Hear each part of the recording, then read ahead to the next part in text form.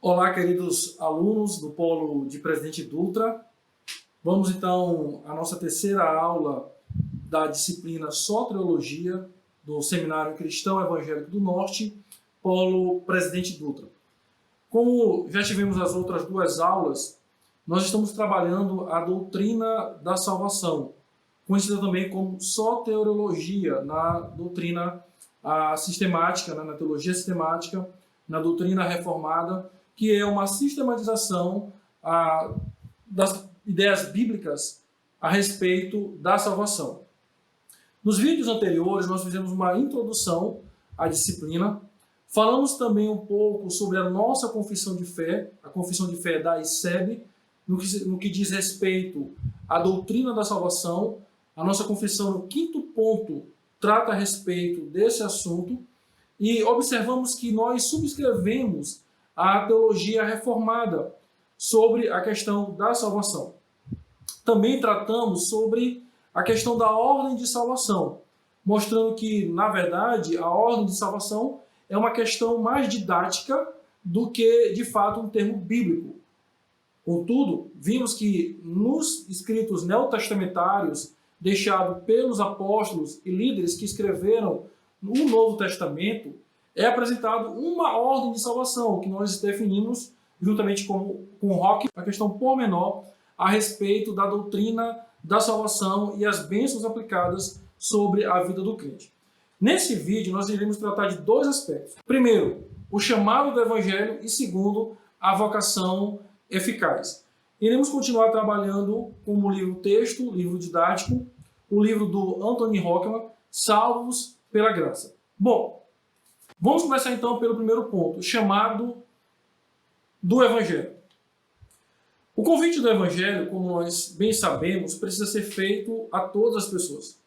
Todos os indivíduos de todas as nações, independente do seu status, da sua raça, da sua cor, da sua classe social ou formação, precisa ouvir o convite do Evangelho.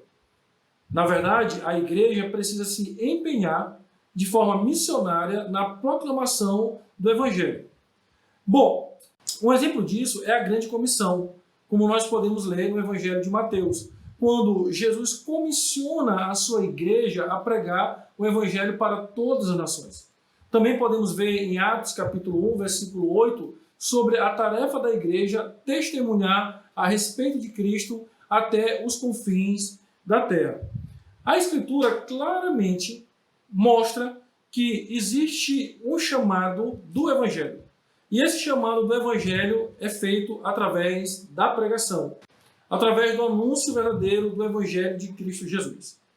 Anthony Hockman, no seu livro Salvos pela Graça, no capítulo 5, ele define o seguinte, o chamado do Evangelho, como também chama de vocação evangélica. Ele diz o seguinte: a vocação evangélica pode ser definida assim: a oferta da salvação em Cristo às pessoas, junto com um convite para aceitar Cristo em arrependimento e fé, para que recebam o perdão dos pecados e tenham a vida eterna. Isso é chamado do Evangelho ou vocação eficaz. O que Hockman nos diz é o seguinte: pode ser dividido em 3 pontos nessa afirmação. Primeiro, a vocação evangélica ou chamado do Evangelho é uma apresentação dos fatos do Evangelho e dos meios da salvação. A igreja e os pregadores e vocês, alunos que são vocacionados, devem apresentar claramente a mensagem do Evangelho, os fatos. E que fatos são esses? Cristo Jesus, a sua obra, a sua vida e ministério, o que ele fez para nos salvar. Também, baseado na definição do Hockman, o chamado do Evangelho ou a vocação evangélica é um convite para entregar-se a Cristo em arrependimento e fé.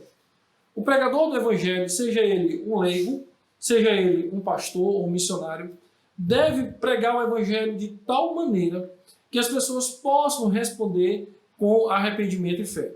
Por isso, o Evangelho deve ser anunciado de maneira séria, mostrando os riscos de se rejeitar a mensagem da cruz.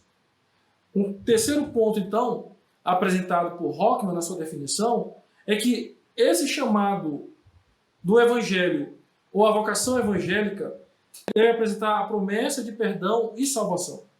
Nós não devemos somente mostrar que o pecador está debaixo da ira de Deus, que ele está destituído da glória de Deus, mas que esse próprio Deus, o qual ele ofende com seus delitos e pecados, oferece para ele perdão e salvação em Cristo Jesus. Por isso, a mensagem do Evangelho, a pregação do Evangelho, deve ser uma mensagem de graça, de perdão e de salvação. Bom, continuando sobre o chamado do Evangelho, ou a vocação evangélica, entramos no próximo ponto. O chamado evangélico convida a todos os que o ouvem. Bom, temos que entender que o chamado do Evangelho, a vocação evangélica, ela é geral ou universal. Nós não podemos pensar em pregar somente para os eleitos. Primeiro, porque nós não sabemos de fato quem são os eleitos.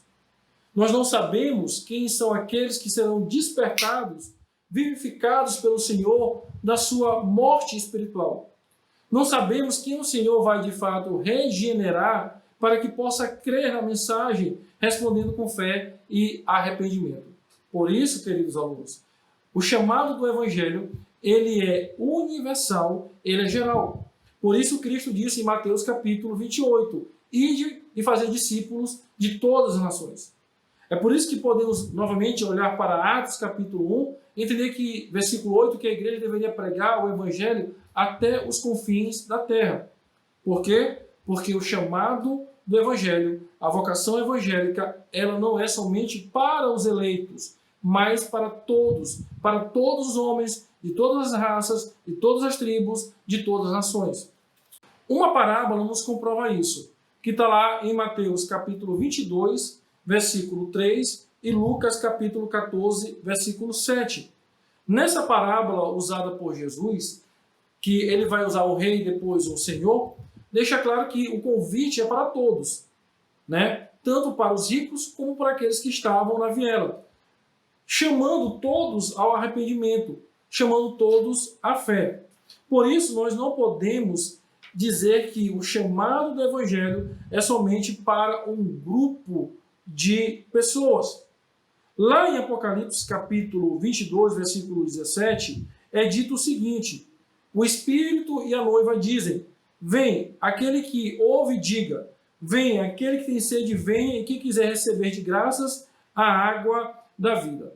Diante disso, queridos alunos, a nossa pregação, o anúncio do Evangelho por nossa parte, deve ser baseada na vocação evangélica, no chamado do Evangelho. Entender que nós devemos pregar para todos, como se todos fossem possíveis ou alvos do amor e da graça de Deus. Nós não sabemos quem são os eleitos. Isso é algo que pertence ao Senhor. É Ele que vai usar o instrumento do Evangelho para despertar o pecador e levar ele a crer na mensagem da cruz, e não nós. Nosso dever, a nossa função, diante desse aspecto da salvação, da soteriologia, é pregar e anunciar a Cristo Jesus. Continuando, Rockman vai chegar a um ponto perguntando se de fato esse chamado ao Evangelho é sincero, é verdadeiro da parte de Deus. Por que ele faz isso?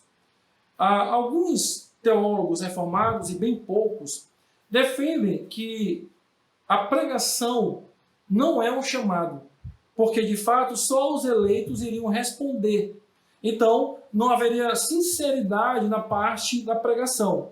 Para estes, a pregação do Evangelho é algo neutro, que vai trazer maldição para o que rejeita e bênção da salvação para o que aceita. No entanto, a teologia reformada, na sua maioria, principalmente olhando para os reformadores e para aqueles que estenderam o legado da teologia reformada, defende claramente que Deus faz um convite sincero ao homem pecador. Que Deus, de fato, chama esse ao arrependimento e fé através do convite quando o Evangelho é pregado a este pecador. Quando nós olhamos para a Bíblia, nós iremos encontrar alguns textos que falam que Deus não tem prazer na condenação e nem na morte do ímpio. e que o desejo do Senhor é que este pecador se arrependa e se volte para ele. No Antigo Testamento, nós iremos encontrar em Ezequiel, capítulo 18, versículo 23, que diz: acaso tenho eu prazer na morte do perverso? Diz o Senhor Deus, diz o Senhor Deus, não desejo eu antes que ele se converta dos seus maus caminhos e viva? Ezequiel 33:11 diz: tão certo como eu vivo, diz o Senhor Deus, não tenho prazer na morte do perverso, mas em que o perverso se converta do seu mau caminho e viva. Convertei-vos dos vossos maus caminhos, pois porque a vez de morrer, ó casa de Israel. O texto é bem claro, tanto Ezequiel 18:23 quanto Ezequiel 33:11 mostra que Deus não tem prazer na morte do ímpio, na morte do perverso. Daqui começamos a construir que o convite de Deus, aqui pelo profeta, e mais tarde no Novo Testamento, através dos apóstolos e evangelistas, é um convite sincero ao arrependimento.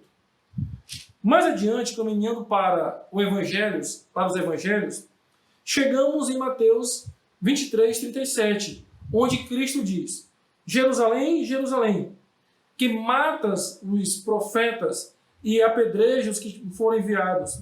Quantas vezes eu quis reunir os teus filhos, como a galinha ajunta os seus pintinhos debaixo das asas, e vós não quisestes. Novamente, nós temos aqui um desejo sincero do Senhor Jesus. Não é uma questão poética, mas um desejo profundo do Senhor, convidando os habitantes de Jerusalém, que não eram salvos, a se arrependerem e se voltarem para o Senhor. Interessante que o próprio Jesus faz uma menção de que foram enviados profetas com o objetivo de chamar o povo ao arrependimento. Continuando um pouco mais, falando sobre alguns textos bíblicos que mostram que Deus deseja, sinceramente, que o ímpio não pereça, mas que se converta, respondendo em fé e arrependimento, chegamos à segunda carta de Pedro, capítulo 3, versículo 4, que diz: não retarda o Senhor a sua promessa, como alguns julgam demorada. Pelo contrário, ele é longânimo para convosco, não querendo que nenhum pereça, senão que todos cheguem ao arrependimento. Bom, queridos alunos, novamente aqui temos mais uma passagem bíblica que mostra que Deus é longânimo e que deseja que os ímpios possam chegar ao arrependimento, que ninguém pereça.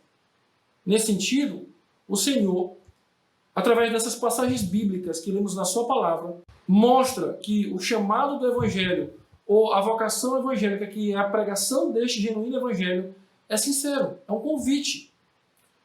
Então, queridos, existe um convite sincero da parte de Deus, um convite no qual ele chama pecadores ao arrependimento, para que esses possam responder com fé e arrependimento. Agora, é importante entender que nem todos serão, de fato, convencidos, nem todos responderão com fé e arrependimento, e nem todos são, de fato, chamados de maneira eficaz, que é o nosso próximo ponto dessa aula, a vocação eficaz. Rockman começa dizendo que nem todos que ouvem o convite do Evangelho aceitam ou chegam à salvação. Mas isso é evidente. Olhem para as Escrituras. Multidões seguiam a Jesus. Na igreja primitiva, multidões ouviram o Evangelho. Quando nós olhamos para a nossa própria vivência e experiência cristã, que proclamamos o Evangelho, seja no púlpito, ou na praça pública, ou para os nossos familiares e amigos, logo percebemos que nem todos que ouvem o chamado do Evangelho, a vocação evangélica, respondem e são salvos. E é isso que a Bíblia vai nos mostrar. Ao longo da história cristã, alguns grupos, como os semipelagianos e os arminianos, atribuíram ao homem a possibilidade de responder ao convite do Evangelho. Os semipelagianos diziam que a vontade humana, a capacidade volitiva natural do homem, era suficiente para responder ao convite do Evangelho. Já os arminianos, trabalhando a graça preveniente, afirmavam claramente e afirmam que o homem está habilitado, todo homem, não só os eleitos, mas todos os homens estão habilitados para dizer sim ou não ao Evangelho. Isso depende do seu livre-arbítrio. Bom, continuando, Agostinho é o primeiro a dizer que todo homem é incapaz por si só de responder ao chamado do Evangelho. E isso ele vai atribuir à questão do pecado original, que consiste na nossa depravação total e na nossa incapacidade espiritual. Quando nós olhamos para a Bíblia, nós iremos ver várias referências escriturísticas que mostram claramente que nós somos incapazes de responder ao chamado do Evangelho se Deus não agir e nos conduzir à salvação. Ou seja, a salvação não é uma obra nossa, não é uma resposta nossa, mas naquilo que Deus pode operar em nosso coração para que nós possamos responder com fé e arrependimento. Bom, 1 Coríntios, capítulo 2, versículo 14, diz o seguinte: o homem natural não aceita as coisas do Espírito de Deus, porque lhes são loucura, e não pode entendê-las porque elas se discernem espiritualmente. Paulo vai deixar claramente que o homem natural, ou seja, aquele que está morto em seus delitos e pecados, aquele que ainda não foi regenerado, ele não tem como compreender as questões espirituais. E que questões espirituais são essas? O Evangelho, a pregação, o anúncio das verdades divinas. A sua mente está obscurecida, ele está cego, ele está morto em delitos e pecados.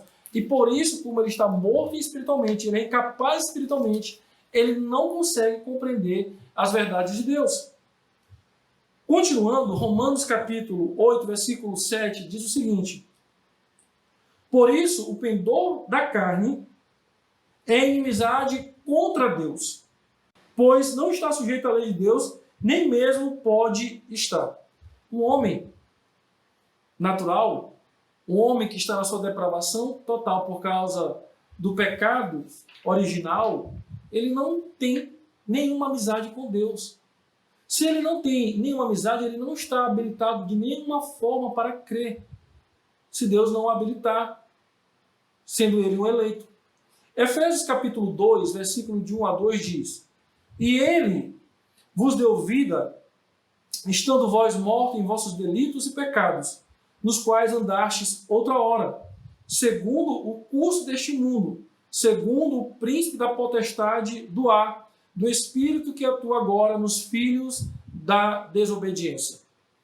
Observem que Paulo vai dizer claramente, inspirado por Deus, que nós estamos mortos em nossos delitos e pecados.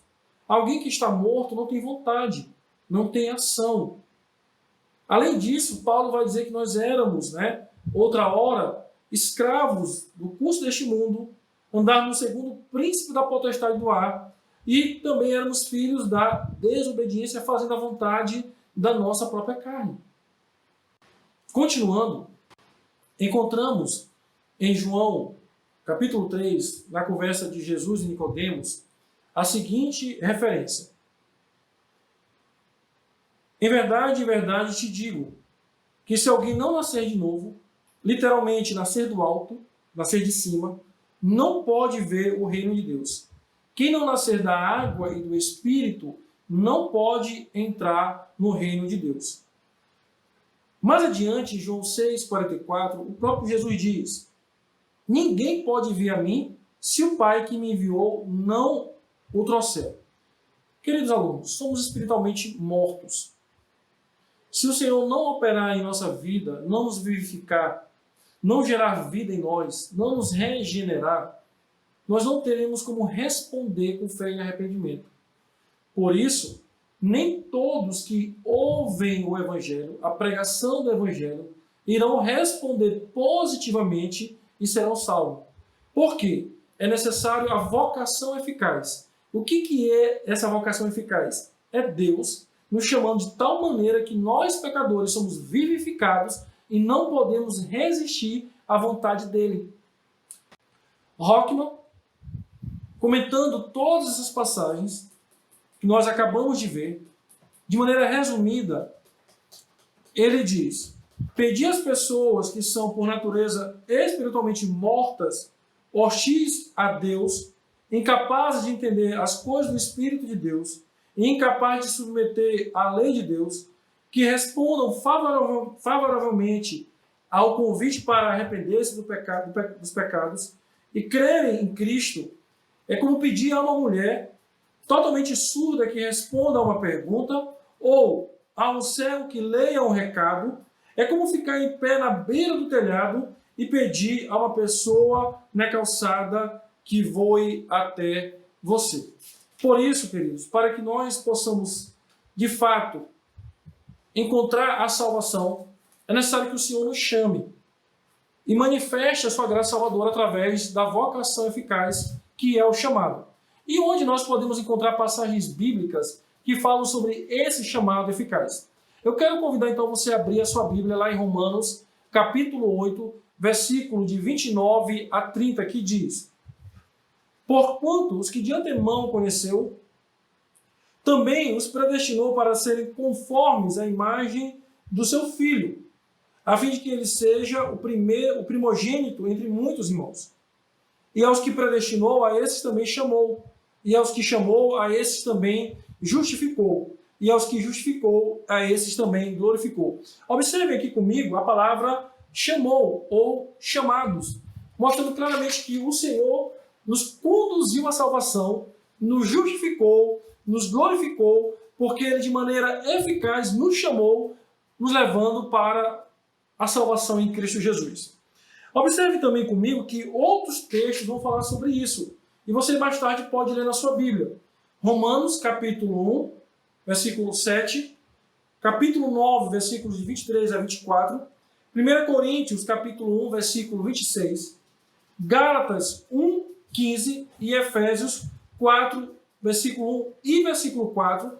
Que fala de um chamado eficaz, que fala de uma vocação eficaz, que nós somos chamados pelo Senhor para fazer a sua vontade.